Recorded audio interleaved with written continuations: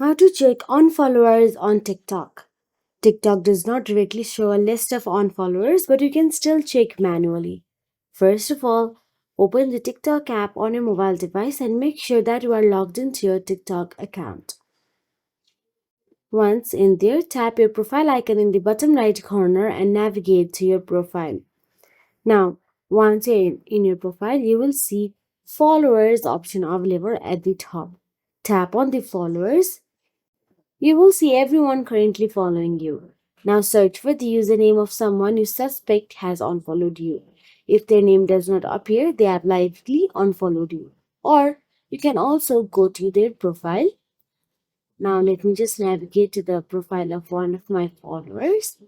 And if there is no follow back button appear, it means they no longer follow you.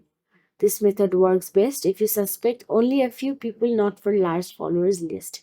If you found this video helpful, please like, share and subscribe, and thank you so much for watching.